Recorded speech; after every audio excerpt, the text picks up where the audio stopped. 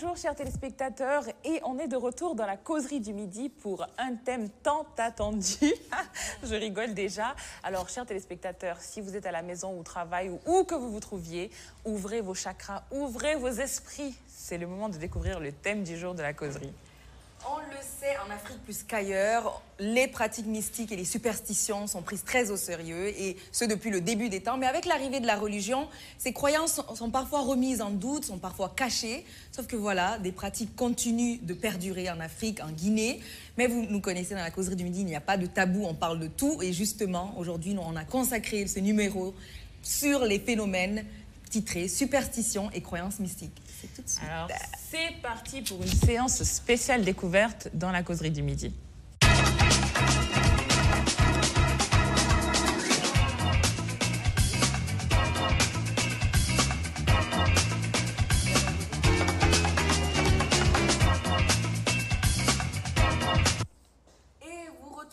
Notre fidèle, j'ai envie de dire fidèle, même si c'est sa deuxième, troisième fois sur notre plateau, mais en tout cas, il est là, présent. Mohamed Lamine Sylla, bonjour. Bonjour.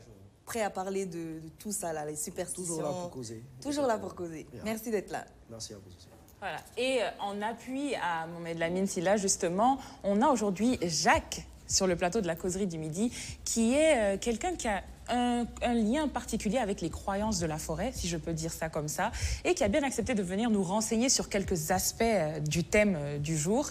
Bonjour Jacques. Bonjour. Comment ça va? Oui, ça va très bien. Très bien. Merci d'avoir accepté de venir sur le plateau. Merci à vous aussi de m'avoir invité. Donc, je disais, on parle de superstition, de croyances mystiques. Déjà, qu'est-ce que c'est qu'une superstition qui est très présente ici en Afrique, hein? La superstition, bon, c'est quelque chose de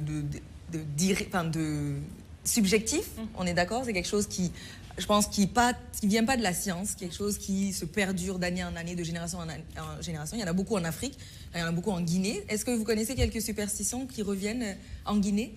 Là, on parle bien de superstition, pas de croyance d'abord. Ouais, juste les superstitions pour un début. Oui, il y en a plusieurs. Ouais. Par exemple, tu balayes pas la nuit. Ah, Tu renverses pas les chaussures. Balayez pas la nuit. Il y en a beaucoup. Hein. La nuit. En quoi? On se lave pas la nuit, On se effectivement. lave pas la On se nuit. lave pas la nuit. Pas se lavant aussi. On ne chante pas en se lavant, c'est vrai.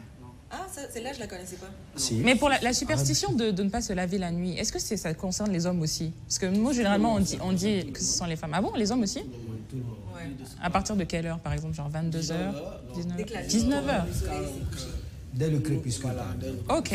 On dit de ne plus se laver. Ok. Parce que là, c'est tout le monde. On s'est dit que c'est bon. Les enfants surtout ne doivent pas se laver à l'heure. Ok. C'est pourquoi? Parce que ça réveille... Bon, On ne sait pas, mais on voilà. verra. En tout cas, on le fait, c'est ça. Des fois, on ne demande même pas. Ouais, hein. Les superstitions, c'est ça. Tu ne demandes pas, ta maman te le dit, parce que sa maman, elle lui a dit. Donc, tu Exactement. le Il n'y a pas fais et tu ne poses pas de d'explication questions. vraiment pour ça. On Ouais. te dit bon, de le faire. Quand tu te demandes pourquoi, on te dit bon, il faut pas le C'est faire. comme ça. Voilà.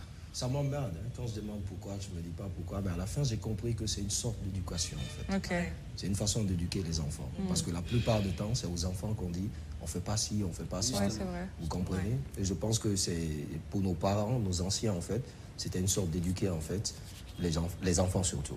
Surtout les Mais est-ce que enfants. vous ne pensez pas que cette éducation, justement, à la base, elle avait des raisons? Parce qu'il y avait de réelles conséquences si on faisait ces actions. Mais aujourd'hui, ça a été, même si on n'a pas les mêmes conséquences ou l'environnement a changé, c'est juste une éducation qu'on continue juste à transmettre à nos enfants, aux futures générations. C'est sûr qu'il y a eu des preuves, il y a eu des conséquences Qui ont réelles. commencé justement. Après, à partir de là, peut-être il y en a d'autres qui sont inventées, encore une fois, pour cette volonté de cadrer, encadrer. Exactement. En fait, c'est Ouais. dans le cadre de l'éducation des enfants.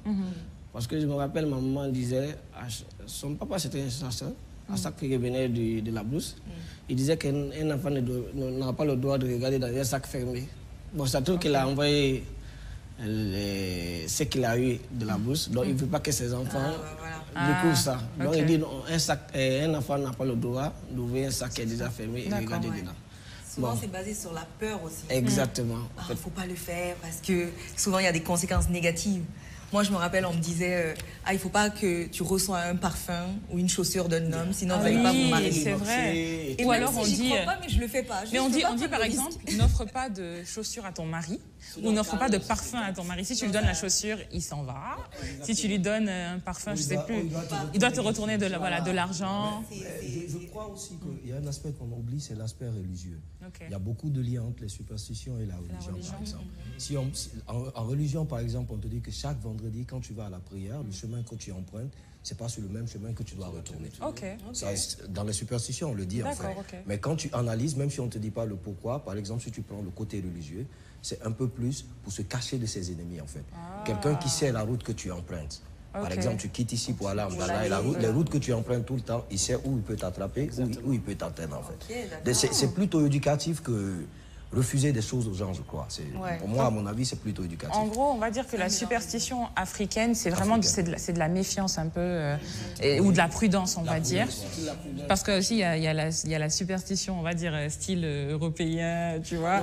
Bon, tu vois. Ils avaient leur raison. Hein. Ah oui, attention, sûrement. Certainement, peut-être, avec leurs croyances, dans les temps, ils avaient des raisons. Voilà, c'est mondial en tout cas. C'est qu'à un moment, il y a vraiment peut-être. Par exemple, on passe pas sous une échelle. Ça, je sais mais pas. Je pense même le fait que... Quand on casse le miroir, c'est 7 ans de malheur, le chat noir. Mais je pense que le fait de dire quelque chose, encore et encore, finalement devient vrai. Peut-être qu'une superstition qui de base était simplement, comme on dit, pour éduquer son enfant, finalement, voilà, quand c'est répété par tout le monde, bah, on crée une genre d'énergie autour de ça et que ça... Et moi, j'aimerais bien poser une question.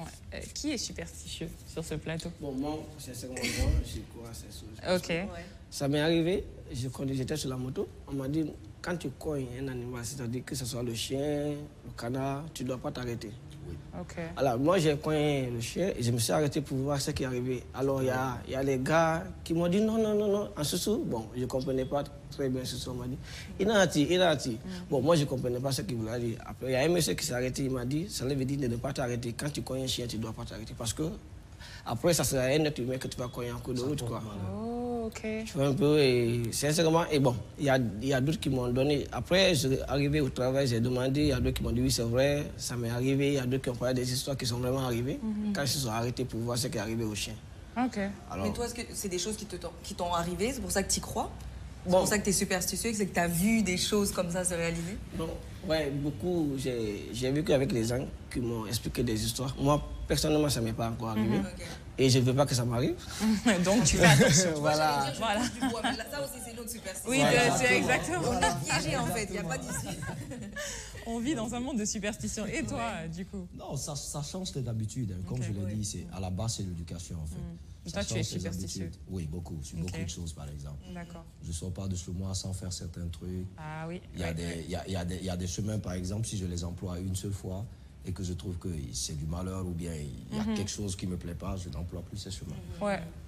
Et toi, Hawa? Même des personnes, si je te trouve bizarre, je te... Ah oui. Ah ben oui. En fait, plus tu parles, je me pense que je suis superstitieuse aussi. Parce que Moi, je pense que il y a d'autres quand même qui sont à un niveau très élevé. Ils ne touchent à rien. Ça va d'un parano, quoi. Quand ils marchent, ils contrôlent. Voilà, exactement. Ils sont parano là-dessus. Non, c'est clair. Moi, de mon côté, oui, il y a des choses que j'évite. Comme je dis, ça m'est jamais arrivé, mais je veux pas prendre le risque. Comme tout le monde le dit, donc je préfère ne pas prendre le risque. Par exemple, quand je fais un voyage ou je travaille sur un projet, j'attends avant d'en parler parce que, voilà, le mauvais œil, tu vois. Le mauvais œil. Ça, c'est encore plus développé. Je suis rentrée en Guinée, tu vois. Quand tu voyages, il faut saluer quelqu'un de la main gauche. Oui, c'est vrai. Non, pas à l'aéroport, même à la maison. Jusqu'à ce que tu voyages, en tout cas. Tu dis que c'est pas toi qui dois faire tes bagages de la maison. Oui, on ne fait pas ses bagages trop tôt, parce que si tu fais des bagages... Il y en a plein. Et à la fin, tout le monde devient comme ça. Oui, c'est vrai. Donc autant ne pas le dire. Quand tu parles... Oui, moi, je pense que je suis superstitieuse quand même. Faut l'admettre. Parce que tu parles du mauvais œil. Et moi, par exemple, je fais en sorte de poster très rarement des photos de mon mari et de mon enfant. Je ne sais pas pourquoi. Oui, c'est ça. C'est pas parce que j'ai envie de cacher ou que c'est une célébrité. Que non. Mais c'est juste que dans mon subconscient, j'ai l'impression que il y aura forcément quelqu'un qui aura de mauvaises intentions et je ne veux pas exposer. Je dis, moi, il n'y a pas de souci, genre, je suis là, voilà, c'est ça. Mais je ne veux pas exposer les gens qui sont autour de moi. Donc, tu vois, il y a cette petite... On est d'accord. On a parlé de superstition, mais de l'autre côté de l'émission, enfin, l'autre partie de l'émission, c'est les croyances mystiques. C'est quoi les croyances mystiques? Mystiques. Bon, je ne sais pas si on peut dire que c'est mystique. Ce sont nos croyances. Enfin, j'ai envie de dire que ce sont les croyances africaines, mais peut-être pour les autres, pourraient, voilà, ça pourrait sembler mystique. Nous, c'est normal pour nous, mystique. Parce que pas pour nous en général. Hein. Au jour d'aujourd'hui, le monde évolue. C'est vrai. Il y a des personnes ici qui n'y croient pas du tout. Ouais, tu peux leur dire que c'est mystique ou quoi, ils n'y croient pas du tout. Ils sont nés ici, ils ont grandi ici. Donc c'est difficile pour eux d'y croire tant qu'ils n'ont pas vu en fait. Il y a ça aussi qui fait partie. Oui, c'est vrai. Tu peux entendre parler plusieurs fois. Tel s'est transformé en telle chose s'est passée. Mais j'ai jamais vu ça. Comment est-ce possible? J'y crois pas. Ça fonctionne un peu comme les superstitions.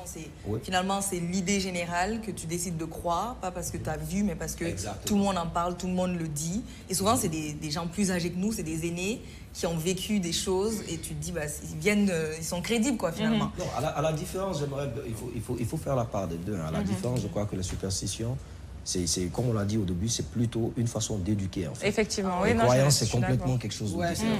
Il y a des parents même qui n'acceptent pas de parler de croyances mystiques à leur enfant à un certain âge. Il faut atteindre un certain âge. Des fois, on te dit même dans nos langues, ah, non, il faut la mettre Thomas, là. Tu comprends? Tu es trop petit pour le savoir. Tu es trop petit pour le savoir. Tu comprends? Mais quand tu grandiras, quand tu auras un certain âge, nous allons t'expliquer en fait ce qui se passe. Donc souvent c'est comme ça. Vous avez des exemples de croyances mystiques qui sont très entendues ici? Ouais. On va laisser le choix. Et toi, monsieur, je dis monsieur, et toi, Jacques? On va se Ouais. tutoyer. En fait, en ce qui concerne la croyance mystique, c'est... On est, chez nous, vraiment, particulièrement en forêt, parce que... Tu es forestier. Voilà. Ça diffère, chaque région a ses principes. Moi, ma région, quand tu nais, en fait, on t'enseigne ça. On te dit que c'est comme ça que tu dois marcher. Et tu le crois comme ça, comme on te dit. Après, il y a des familles qui sont vraiment aujourd'hui, qui ont adopté la religion. Et eux, ils ne croient pas du tout. Quand tu nais déjà... Bon, par exemple, chrétien, on te dit non, les trucs là, tu n'as pas besoin de croire. C'est Dieu qui peut sauver et tout. Mais nous, par exemple, moi, en mon cas, moi, je crois encore. Parce que c'est intéressant, ça. Voilà, moi, je crois beaucoup parce que je suis toujours avec mes oncles. Il a été éduqué. Voilà, dans ma famille, on est allé comme ça. Tu vois, c'est intéressant, comme il a dit, adopter la religion.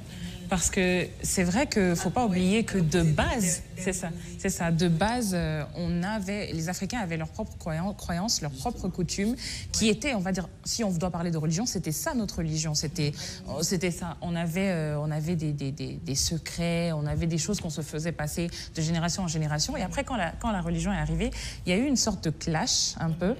Pour moi, j'ai l'impression qu'on a essayé de nous laver l'esprit, un peu, de nous demander d'accepter quelque chose qu'on ne connaissait pas avant, une chose avec laquelle on a fonctionné pendant des siècles et des siècles. Et c'est pour ça que je dis qu'à l'étranger, on parle de nos croyances en disant des croyances mystiques ou de la sorcellerie, etc. Alors que des fois, ça part de génération à génération. Et c'est pas forcément péjoratif, c'est pas forcément négatif. Des fois, c'est juste, par exemple, voilà, c'est une spiritualité africaine différente de celle de l'Occident. Donc, ouais, c'est intéressant de dire. Et toi, Jacques, donc, comme tu as adopté ça en forêt, dans la région dans laquelle tu viens, et est-ce que ça se mélange avec la religion? Enfin, comment tu balances, on va dire, les deux, si ça se balance? Oui, bon, pas forcément que ça se balance. Il y a certaines religions, par exemple, les protestants, franchement, tu n'as pas du tout le droit, en fait. En fait, tu dois carrément oublier la religion des ancêtres. Mais par contre, il y a d'autres religions qui te disent, bah, tu peux le faire. Bon, laissez-moi d'abord vous dire, on parle un peu de ce qui est mystique et sorcellerie. Il y a le bon côté et le mauvais côté. Il y a des trucs qu'on le fait en pleine journée, en fait, comme Esther l'avait signalé avant. Voilà, il y a un volet qu'on a pris. La personne n'arrive pas à dire que c'est moi qui ai volé. On appelle quelqu'un qui vient faire des trucs et on le force à parler. Finalement, il avoue, oui, que franchement, j'avais peur, mais c'est moi qui l'ai pris.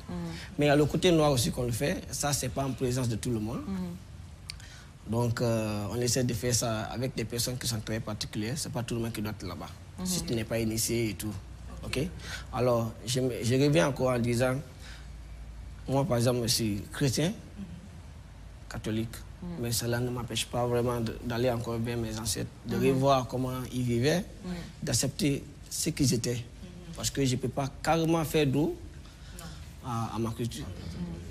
C'est la source un peu. Voilà. Donc tu as su mélanger les deux. Exactement. En respectant les principes de base de chaque. Voilà. Ça, c'est intéressant, ouais.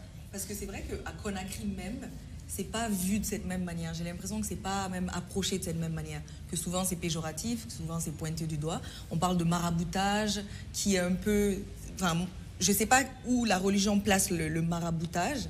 Peut-être si vous êtes mieux informé pour me truquer, mais est-ce qu'il y a le positif dedans et le négatif?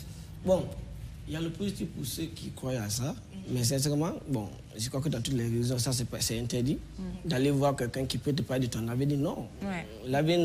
Ton avenir n'est pas dans la main de quelqu'un qui va te dire, bon, demain ça va t'arriver.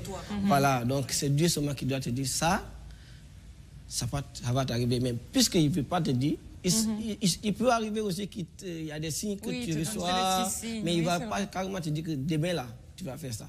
Mais par contre, le marabout, il te dit, dans tes jours, dans un nombre de jours, un temps que tu auras tel problème, il faut faire ça pour contrecarrer. Voilà, il y a cette commercialisation aussi même. Surtout. Justement, exactement, c'est ce qui pousse aujourd'hui les gens. C'est devenu comme du business. Voilà, il est là, tu viens le voir, il te dit... Parce que s'il n'a rien à dire, il faut qu'il crée. Tu vois, il lance, il te dit, bon... Et c'est de là, il y a des charlatans qui apparaissent. Il a raison, il a raison. Il te dit, il va créer quelque chose, il va te dire, bon, franchement, moi, ce que j'ai vu, c'est que ça va t'arriver. Et là, tu es dans tout ton état. Et quand tu réfléchis un peu, tu te demandes comment il connaît certains détails de ta vie, mais en fait, c'est toi qui lui as raconté, sans t'en rendre compte, en fait. Ouais. Au début, tu as posé des questions, tu as répondu à ces questions, il dit, ok, voilà, ok. Là, je l'ai eu. Voilà, c'est ça. Oui, en fait, pour les croyances, par exemple, c'est une problématique très, très complexe. Surtout pour nous aujourd'hui, parce qu'il y a eu la religion, il y a eu une autre éducation qui n'était pas notre éducation, par exemple le français, etc. Donc ça fait que les gens ne croient pas. Sinon, si nous prenons simplement l'exemple de Conakry, Conakry était très, très mystique à l'époque. Ah oui? Très, très mystique. Quand tu vas, par exemple, du côté de Bolobini, tu entends parler de la légende Bartek Beli. Il y avait une zone où tu ne pouvais pas traverser, où il y avait une certaine heure à laquelle les gens ne sortaient pas de leur maison. Parce que si tu sortais, tu allais être pris par panthère, je sais pas, ou un lion. Quelque chose. Oui, les fromagers aussi de Conakry. Et les arbres de baobab qu'on trouve un peu partout. C'était des trucs vraiment mystiques à l'époque. Oui, c'est vrai. Mais au jour d'aujourd'hui, les gens n'ont plus peur de ça. Il y a quelque chose qui fait un changement. Comme elle a dit, par exemple, on a adopté des choses et on nous inculque des choses, en fait, qui ne sont pas en fait, de nos origines, par exemple. Donc, ça fait qu'il y a beaucoup de changements et à partir des grandes agglomérations comme Conakry, même si vous allez à l'intérieur, les villes, par exemple, de l'intérieur, les centres-villes de l'intérieur, on n'y croit pas. Mais il y a des zones, par exemple, où même quelqu'un qui habite dans le centre-ville de Kankan ou de Seguino aujourd'hui ne va jamais aller. C'est vrai. Parce qu'il a entendu des choses. Il a peur de ça. Voilà. Il y a un changement dans les villes, il y a un changement social, il y a un changement de société qui fait que, au jour d'aujourd'hui, on n'arrive plus à croire à ça. Est-ce que justement ce changement-là, il n'est pas dû au fait que, justement, dans ces autres régions, même si tu es dans le centre-ville, tu es au contact régulièrement de certaines choses que tu ne peux pas expliquer, de choses qui arrivent autour de toi, alors que, par exemple, ici, ça arrive de moins en moins. Il y a de moins en moins, tu entends de moins en moins, ah non, il y a eu une histoire mystique ici dans le quartier, il y a eu... Alors que à Cancan, même si tu es dans le centre-ville, tu sais qu'à côté, là, chez ton voisin, il y a eu quelque chose, tu vois. Donc, quelque part, tu baignes encore dans cette même atmosphère. Donc, même si toi, tu évolues, tu gardes quand même ces croyances-là parce que tu es au contact de ça au quotidien. Oui, la question est de savoir, est-ce que ces croyances dont on parle, en fait, est-ce que c'est dans ça que nous devons nous retrouver ou dans ce que je vais dire, par exemple, je vais le nommer les nouvelles croyances. Évoluer. Voilà, donc c'est une problématique au jour d'aujourd'hui. Il y a certaines choses au jour d'aujourd'hui que la nouvelle société t'a apprises, que tu as adopté de la nouvelle société, ça fait qu'il y a certaines de tes croyances que tu abandonnes complètement. Ah non, moi je ne peux pas croire à ça, ça c'est des bêtises, ça c'est des trucs mystiques, Dieu existe, etc. Il y a une religion, j'ai la foi, je vais à la mosquée, donc je ne peux pas croire à ça. Alors qu'il y a d'autres types de personnes qui y croient, ils vivent que de ça. Quelqu'un peut te dire tout à l'heure qu'il fait perdre tes boucles d'oreilles, tu ne retrouves plus tes boucles d'oreilles. La religion, par exemple, ne te dit pas ça. Oui, bien sûr. Ça me fait penser, mais est-ce que quelque part les gens refusent d'y croire, peut-être par peur? Non, c'est pas tu par vois, peur. on rejette. On rejette un peu parce qu'on se dit, moi c'est quelque chose qui me ferait vraiment peur, donc non, ça n'existe pas. Ça dépend de ton milieu. C'est ton cas. Tout dépend du milieu. L'enfant qui vit aujourd'hui, quelque part très loin de Conakry, est dans un village, il y croit. Il fait en sorte que tu y crois. Et quand tu lui dis, ah non, moi je ne crois pas à ça, il va essayer de te dire, ouais, il faut y croire. Ça existe. Mais l'enfant que tu trouves à Conakry va te dire, ah non, ça c'est des... Ça, c'est des faux trucs. Ça dépend du milieu dans lequel tu vis, en fait.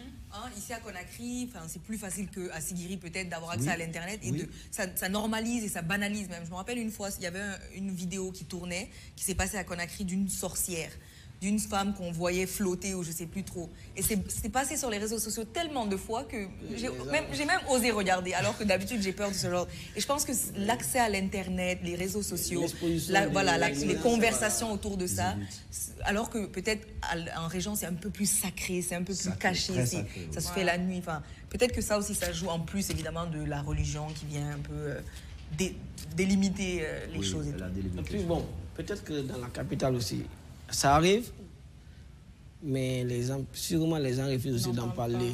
Ça arrive, franchement, ça arrive. Hein? Voilà, les gens se méfient beaucoup, comme en région. Et puis, par exemple, à l'intérieur, il y a plus de marabouts qu'à Conakry, par exemple. À l'intérieur, tu peux juste, après 2 parties de maison, tu vois un marabout là-bas que tu peux vite avoir accès. Mais à Conakry, il faut différencier les bons et les mauvais, comme on le disait, voilà. Donc, ça fait que les gens se disent, même si j'ai ça, mais à qui je vais expliquer surtout? Personne ne peut m'aider. Et surtout, moi, ces croyances, en fait, c'est que, bon, ça ne me dérange pas, mais ce que je trouve un peu bizarre là-dessus, c'est qu'au jour d'aujourd'hui, il y a des lieux où on a des sites où on peut faire certaines constructions, certaines infrastructures. Je vous prends par exemple l'exemple de l'île de Los. Pour tout Guinéen, en fait, comment dire, ça peut donner un coup de pouce au développement du tourisme guinéen aujourd'hui. Mais c'est l'accès qui est compliqué. Vous comprenez? Maintenant, imaginez, c'est comme si tu prends par exemple Fatala, le fleuve Fatala. Avant, c'était un bac qui faisait traverser les gens. Je ne sais pas si on dit un bac ou une bac. Il y avait une sorte de pirogue qui faisait traverser les gens. Mais au jour d'aujourd'hui, ils n'ont plus besoin de ça. Avant que le pont, il y a un pont qu'ils ont mis, mais avant que le pont soit mis, il y a eu beaucoup de tracasseries bizarres, avec des croyances bizarres. C'est pourquoi au jour d'aujourd'hui, il y a des lieux où si tu veux construire, il faut faire des offrandes. Des offrandes à qui tu ne sais pas, mais tu dois faire des offrandes. Tu comprends, pour demander la main aux propriétaires des lieux ou des choses comme ça. Je crois que c'est le même problème sur beaucoup de sites au jour d'aujourd'hui. C'est pas qu'il n'y a pas des investisseurs qui veulent y construire. Non. Par exemple, tu prends le cas de l'île de Los. Tu fais des enquêtes sur l'île de Los, tu verras par exemple 5-10 investisseurs qui veulent y investir. Mais comment y investir pendant que tu as en tête qu'il y a des croyances? En parlant des îles même, moi j'ai un rapport assez particulier avec l'eau, tu vois, parce qu'en grandissant, j'ai entendu beaucoup d'histoires. On parle de Mami Wata, on parle de plein de choses. Et du coup, moi, j'ai une peur. J'ai vraiment une peur on va dire, la grandeur de l'eau, voilà, la vastité de l'eau.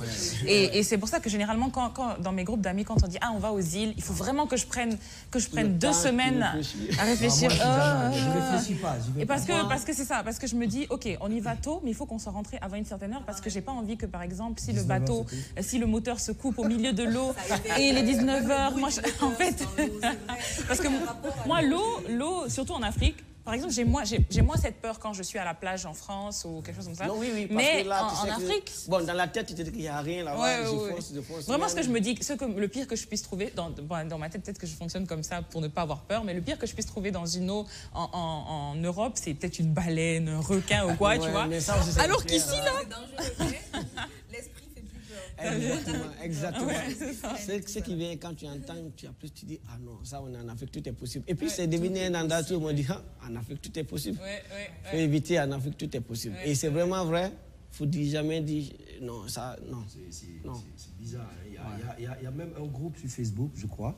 C'est un groupe où on te localise, par exemple, les différents sites touristiques guinéens. Bon, je n'ai pas envie de faire de publicité, je ne dis pas le nom. Mais sur ce groupe, par exemple, tu retrouves des gens, ils prennent une semaine, par exemple. Ils te disent, cette semaine, c'est la semaine Cancan. Mais tu retrouves des sites dont tu n'avais même pas appris à l'école ou tu n'as jamais entendu parler. C'est très intéressant. À partir de là-bas, tu vois qu'on te montre quelque part, on te dit, telle case, cette case a été comme ça depuis qu'elle a été construite, depuis que le propriétaire est mort, personne n'ouvre la case, etc. Tu lis beaucoup de choses comme ça qui sont très intéressantes. Maintenant, est-ce qu'il faut avoir peur de ces croyances? C'est ça la question. C'est ça aussi. Ou il faut croire en fait, et je ne sais pas, il faut se protéger. C'est tout en fait. C'est une grande problématique aujourd'hui. Donc peut-être effectivement quand on est plus exposé, on peut justement développer une ouverture autour de tout ça. Parce que moi, forcément, je n'ai pas été exposée à ça, même les histoires. J'en ai même pas, j'ai pas vécu de choses. Vous m'en parlerez ce que vous avez vécu, mais moi j'ai rien vécu, donc j'ai peur. Alors que peut-être que si, parce que ça vient avec une spiritualité et finalement il y a moyen de se protéger, il y a moyen de ne pas le recevoir si on ne veut pas. peut-être si j'étais mieux informée et connaîtrais mieux, on va dire, les secrets de la forêt ou quoi que ce soit, je serais plus tranquille. Mais on parle même des secrets de la forêt. Bon, après, Jacques, je sais qu'il y a certaines choses qui sont très privées. Voilà. Donc, est-ce que tu peux nous en dire, enfin, de quelques-uns, mais des choses vraiment pas... qui ne te mettent pas, voilà, des choses basiques. Ok. Voilà, en fait, on ne va pas rentrer en profondeur. Bon. Du tout. D'abord, en forêt, on s'est dit que quand, surtout pour... Bon, je parle d'abord côté homme, garçon purement. Parce que pour la femme, c'est encore plus complexe. Les hommes, quand tu nais, on te demande d'être initié. Initié, ça, aller dans la forêt sacrée. Et aller dans la forêt sacrée, ça demande beaucoup de choses, en fait. Et il y a des particularités. Et chacun a sa manière de partir aussi. Et le truc, c'est que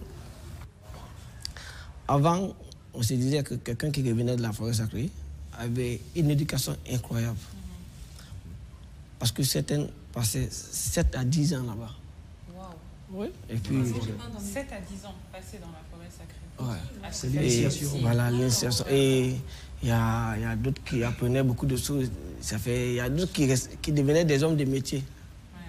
Qui apprenaient à faire certains métiers dès là-bas, à partir de là-bas, quoi. Mais maintenant, ce n'est plus le cas. Parce que, comme on le dit, les choses évoluent. Okay, donc, nous autres, on a été initiés, mais avec une période très limitée. Parce qu'on était élèves à l'époque. Moi, j'ai été initié quand j'étais déjà au lycée. Et on ne force pas. Avant, on forçait, mais maintenant, on ne force pas. Voilà, on ne force pas vraiment. Mais, attention, il y a des urgences qui arrivent. Quand tu es malade, il y a certaines maladies à un niveau, pour que ça soit traité, il faut que tu sois initié. Ah là, c'est forcé. Oui, et puis, il y a certains trucs, quand tu vas avoir pour te protéger, il faut forcément que tu sois initié. Donc, tu ne peux pas aller en forêt là. Tu peux pas aller en forêt, tu t'arrêtes, tu dis, OK, je veux ça. Et puis, on te donne. Non, c'est impossible. OK? Donc, tu dois passer par la forêt sacrée, prévenir et suivre tous les enseignements, parce que c'est un enseignement, c'est un parcours. Voilà, tu suis, tu apprends et tu mémorises. Après, voilà, on te fait confiance. Voilà, et puis, dès lors que tu reviens là-bas, tu commences à rester avec les vieux qui vont t'expliquer des histoires que toi, tu ne connaissais pas. On rentre en profondeur plus, parce qu'on sait que tu n'es plus un enfant. Tu es maintenant, ton esprit est prêt à accepter certaines réalités. Voilà, donc c'est un peu ça. Et je ne vais pas vous dire comment on rentre dans la forêt sacrée, bien sûr. Mais je vais juste dire, voilà pourquoi c'est important pour nous. Nous, forestiers, c'est très important, sincèrement. Et quand je vois aujourd'hui un forestier qui n'est pas initié, bon, tu trouves ça dommage? Voilà, vraiment dommage, parce que tu apprends beaucoup après la forêt sacrée. C'est vrai, et voilà. Puis un sentiment aussi d'appartenance. Parce que tu sais, généralement, ce qui arrive avec, on va dire, la jeunesse de Conakry, peut-être, c'est que déjà même au niveau de la langue, ta langue maternelle, il y a beaucoup qui ne la parlent pas. Je ne suis pas en train de juger ceux qui ne la parlent pas, mais c'est vrai que ne pas pouvoir, par exemple, échanger avec ta grand-mère ou ton grand-oncle, etc., c'est dommage. Moi, je sais que je ne suis pas limpide en malinké, mais je parle malinké, tu vois. Je parle malinké, je peux communiquer, tu vois. Donc, je trouve que moi, c'est quelque chose que je voudrais enseigner à mes enfants. C'est peut-être dans cette optique que ces gens-là aussi sont, au niveau de leurs croyances. Ils se disent, c'est quelque chose qui nous rapproche, c'est quelque chose qui est commun à nous, voilà, qui conserve notre culture, nos coutumes. Donc, ils veulent continuer à le partager avec leurs enfants, leurs progénitures, les petits-enfants. Je pense que quelque part, c'est beau, hein? C'est important de garder... C'est important. En fait, c'est important. Tu peux expliquer ton histoire partout, tu vois. Exactement. Une fois, quand j'étais en Inde, on allait à la plage avec mes amis. Oui, c'est un voyageur.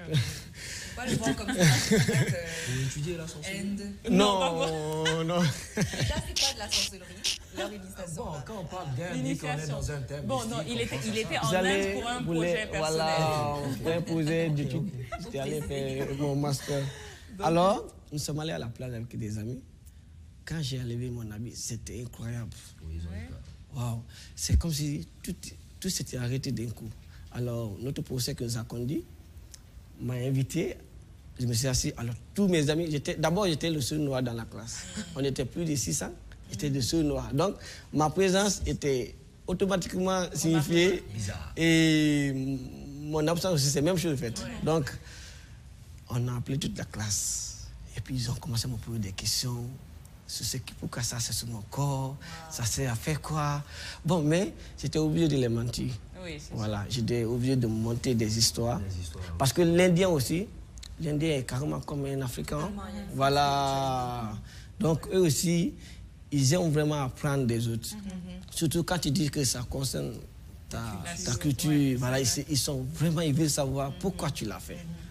Bon, et je les ai juste expliqué d'une manière très légère, pour ne pas qu'on commence à dire, voilà, il y a ça, il y a ça, il y a ça. Et puis, il y a d'autres même qui m'ont invité à aller dans leur temple et tout. Oui, oui. Franchement, les Indiens aussi sont comme ça. Mais alors, tu veux protéger un peu. Exactement. Mais dès lors que je suis face à un forestier, vous comprenez. Exactement, il sait de quoi il s'agit, en fait. Lui n'a même pas besoin. Là, tu fais référence quand tu t'es dévêtu pour être... Voilà. Il a vu, remarqué des exactement, des traces sur le corps. C'était proprement forestier. Exactement. Donc, tu vois, ça pousse des gens. Et il y a d'autres... Moi, je l'ai dit, hein, je n'ai pas honte de me déshabiller, même si c'est la plage. Parce qu'il y a d'autres qui se disent, bon, le complexe est là, ils se disent que quand je vais aller mon ami... devoir expliquer. Bon, moi, je me dis, voilà... Je ressens une fierté, au contraire. Moi, je suis très fier d'avoir ça. Bien. Parce que... c'est ta culture. Voilà, j'ai décidé... Quand j'étais au lycée, avant, je ne voulais pas. Donc, tu étais quand même assez conscient. Voilà, de ce que je suis... De là où je suis en fait, dans quoi je suis en train de m'engager, j'étais déjà conscient et je l'ai décidé moi seul. Et je me rappelle, ma maman m'a demandé plus de 3 fois. Elle m'a dit, est-ce que tu étais prêt à faire face à ça? Je lui ai dit oui. Quand je l'ai dit, elle m'a dit, je crois que tu n'es pas encore prêt. Bon, elle ne m'a pas dit pourquoi. Après, la deuxième fois, je dit, elle m'a dit, est-ce que tu es vraiment prêt? J'ai dit oui. Le dernier jour, j'ai dit, vraiment, je suis prêt.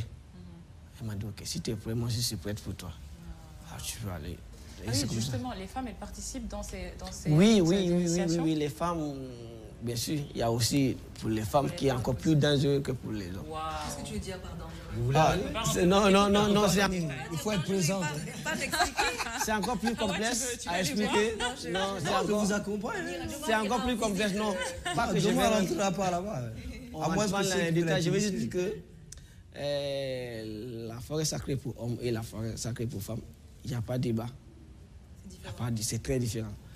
Voilà, pour les hommes, la femme peut participer et tout, mais pour les femmes, il y a une limite totale en fait.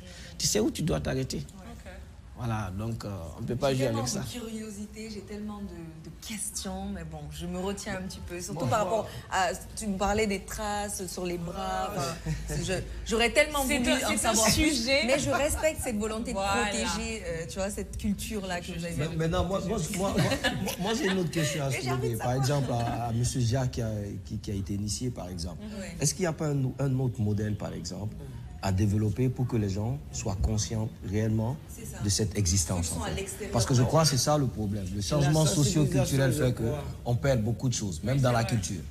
Même dans la culture, petit à petit, on est en train de perdre des choses.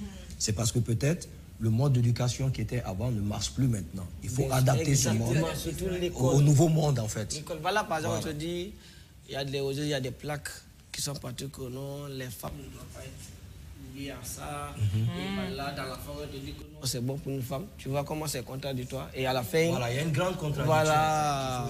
À la fin, toi, quand tu te dis, bon, voilà que l'éducation me dit que ça, c'est pas bon pour la femme. Et partout, par là, les veilles me disent que ça, c'est bon pour une femme. Quand tu es là, tu es éduqué et tout. À la fin, tu es confus. Soit tu refuses les deux, ou je ne sais pas, tu choisis un camp. C'est ce qui arrive généralement, parce qu'on voit de plus en plus d'Africains, par exemple, qui décident de ne croire à rien. Exactement. Que ce soit la religion, que ce soit les croyances africaines, parce qu'ils sont perdus, en fait. On leur dit que l'un est meilleur à l'autre, ou l'un te donnera, tu vois, est contre l'autre, donc ça devient un peu compliqué. Mais il ne faut pas oublier que ça ne se passe pas qu'en Afrique. Moi, j'entends souvent parler de la franc-maçonnerie, par exemple. Les gens, je pense, se trompent quand ils entendent parler de la franc-maçonnerie. Ils pensent que c'est très... moi, j'entends souvent Illuminati et consorts et c'est par niveau. En fait, c'est ça. Il faut, je sais pas, je pense que les gens doivent se renseigner un peu plus. Ensuite, en profondeur. C'est ça. Il y a beaucoup de désinformation parce que quand tu entends franc-maçonnerie, les gens voient directement négatif, rite d'initiation, etc. Ils ne voient pas le côté créer une société idéale, créer, avoir des... À la base, c'est une organisation. Hein. Voilà. C'est une organisation. Maintenant, l'organisation... C'est comme ça partout, en fait. De manière générale, quand quelque chose est à l'encontre de ses pensées, ça crée une dissonance. Et là, ça frustre. Voilà. Exactement. Et bon, surtout en Afrique. Est-ce que, genre, très brièvement, est-ce que quelqu'un d'entre vous, vous avez vécu des choses qu'on dirait mystiques, des choses inexplicables dont vous avez été témoin, à part ceux qu'on vous a racontés?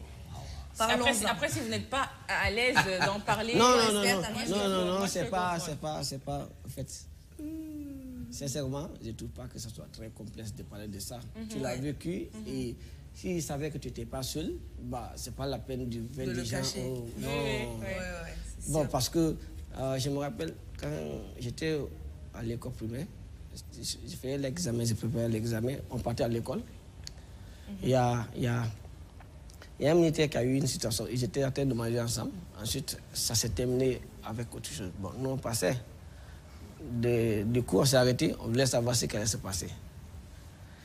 Et ça a chauffé. Ils ont commencé à tirer sur l'un et l'autre. Ça ne rentrait pas. Wow. Tirer avec... ouais. Et puis, il y a l'autre qui a décidé de faire le haut niveau. C'est pas ce qu'il a fait. Et il a dit à son ami, tu vas me connaître tout à l'heure. Il est rentré derrière là-bas, il est ressorti. Après, on a vu la main de son ami qui était en train de tourner jusqu'au dos. On n'a rien compris. Wow. C'était... D'abord, toute la foule là s'est dispersée d'abord à la base. Voilà. Mais l'ami, il est like, ok. Gardons nos histoires. Non, oui, d'accord. Moi, je suis d'avis avec Mohamed Lamine. Là, aujourd'hui, là... C'est compliqué d'y penser encore. Oui, c'est ça, surtout ça. Parce qu'il y a des choses qui t'arrivent, tu n'expliques même pas, même à ta propre mère. Oui. Même que ton esprit oublie. En fait, toi-même, tu dis que bon, je ne vais pas être dans cette situation, alors je ne vais pas parler, je ne vais pas expliquer à quelqu'un. C'est grâce à pour moi que ce qui arrive. Mais c'est intéressant, franchement, d'entendre parler de ce genre de choses. Oui, parce qu'ici, on ne défie pas la sorcellerie. Tu peux pas dire tout à l'heure, par exemple, moi je ne crois pas devant tout le monde. Bah, il y a forcément quelqu'un qui va essayer de te montrer ce que tu attends, je crois. Oui, à l'intérieur, c'est comme ça. Franchement, moi, ça m'est arrivé. J'étais en train de parler avec ma maman. Je lui ai dit que moi, je ne croyais pas à ça. Bon, elle était dans sa chambre, moi, j'étais dans ma chambre. Et dans la bande de 22 heures, on faisait ça dans la bande de 19 heures. Elle m'a dit, un enfant ne dit pas. Je me rappelle, hein, elle m'a dit, un enfant ne dit pas. Il fait ça et tu n'as pas besoin de me dire ça. Tu sais que tu ne crois pas à ça. Bon, bah, garde ça pour toi. Je vais dormir, tu vas dormir. Mais crois-moi, après 2 heures, je n'ai pas pu dormir. J'étais obligé d'aller rentrer dans la chambre de maman. C'était... Voilà. Donc, on ne défie pas ça. On ne dit pas que ça ne peut pas m'arriver. En fait, moi, j'ai l'impression qu'on ne défie pas ce genre de croyances. On ne défie pas non plus Dieu. En fait, il faut faire attention à ce qu'on dit. Exactement, c'est comme avec Dieu. On te dit que Dieu fait ça, tu dis oui, c'est vrai. Ah ouais, il faut faire attention. Voilà, donc...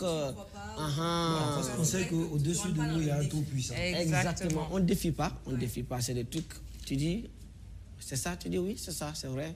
Mais au fond, tu sais, voilà, au fond, tu sais, toi, tu crois quoi. Non, il y a d'autres auxquels tu poses la question. Hein. Par exemple, moi, j'ai eu des expériences comme ça. J'ai fait beaucoup de temps, j'ai fait une bonne partie en Haute-Guinée, en fait.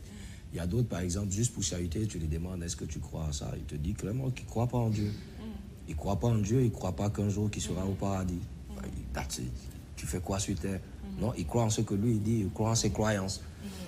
Par exemple, lui, il est capable de réaliser quelque chose dans un laps de temps que Dieu n'est pas capable de réaliser en un laps de temps. Dieu, lui, il est très donc ça lui fait croire en ses croyances plus que croire en Dieu. C'est pourquoi je dis, en fait, il faut trouver un autre modèle pour expliquer aux gens qu'il n'y a pas une grande différence entre les deux, en fait. En réalité, il n'y a pas une grande différence. Ce que tu appelles mystique ou pas mystique, tout vient de quelqu'un, en fait. Bon, pas quelqu'un, tout vient de celui qui est au-dessus de tout le monde. Tu comprends? Donc, il faut un mode, en fait, pour pouvoir expliquer aux gens qu'il ne faut pas avoir peur, mais il ne faut pas en parler comme on en parle des autres, comme on parle d'autres choses. Il faut savoir se protéger là-dessus. Et il faut savoir transmettre le message. Parce que la transmission de message aussi, l'interprétation, cause beaucoup de choses, en fait. C'est comme la religion. Donc, pour les croyances, c'est la même chose. Quelqu'un va t'interpréter les croyances d'une façon, tu te dis, OK, bon, ça ne sert à rien. Mais une autre, comme une grand-mère que tu trouves dans un village, qui va s'asseoir, te parler correctement. Quand tu vas même, il y a des gens qui te parlent, toutes les phrases sont des métaphores. Oui, c'est vrai. Toutes ces phrases sont des métaphores. Tu n'arrives pas à comprendre exactement, même une seule phrase. C'est par après, peut-être, l'interlocuteur que tu as amené, ou parler va dire non, elle essaie de te dire ça. Tu n'as pas bien compris, tu comprends? Elle dit que si tu fais telle chose va arriver. Toi, voilà, il y a des signes sur ton visage qu'elle a vu. Elle dit que tu seras tel dans peu de temps. Tu comprends? Mais elle ne va pas te donner un jour exact comme les Caramons qu'on le font. Ils ont une vision, en fait. C'est ça, c'est exactement ça, en fait. C'est intéressant. Moi, je trouve que cet épisode, il aurait mérité d'avoir 3-4 séances, moi je pense. Parce que c'est vraiment intéressant. Après, on fait attention à ne pas toucher à des points sensibles ou à ne critiquer aucun côté. C'est important. Chacun ses croyances. Et puis, je pense que si c'est fait comme tu dis, dans le respect, dans la transmission du message, moi je pense que c'est bon. En tout cas, chers téléspectateurs, c'est tout pour l'épisode d'aujourd'hui. J'espère que vous aurez passé un agréable moment avec nous et que vous en aurez appris beaucoup plus sur le sujet. Au-delà d'avoir peur de quelque chose qu'on ne connaît pas, je pense que c'est important de se renseigner pour si jamais on doit se protéger, si jamais on doit faire attention dans le futur. Je pense que c'est important, comme on dit en anglais, knowledge is power. Donc moi, je conseille les gens, voilà, je conseille aux gens de se renseigner tant qu'ils peuvent, sans se mettre en danger. Mais en tout cas, c'est intéressant. Et puis, c'est notre culture, donc... voilà, il faut l'accepter. Il faut l'accepter. En tout cas, merci beaucoup à toi, Jacques. Merci, Mohamed Lamine Sylla. Merci à vous, chers téléspectateurs. N'hésitez pas à nous donner votre avis, nous expliquer qu'est-ce qui vous est arrivé, des choses mystiques ou pas. Donnez-nous votre avis. Vous le savez, sur nos pages Instagram et Facebook, La Causerie du Midi. Et comme d'habitude, vous pouvez revoir ces épisodes sur la page de Joma TV, La Causerie du Midi. En attendant, je vous dis à bientôt pour un autre sujet très intéressant. Bye!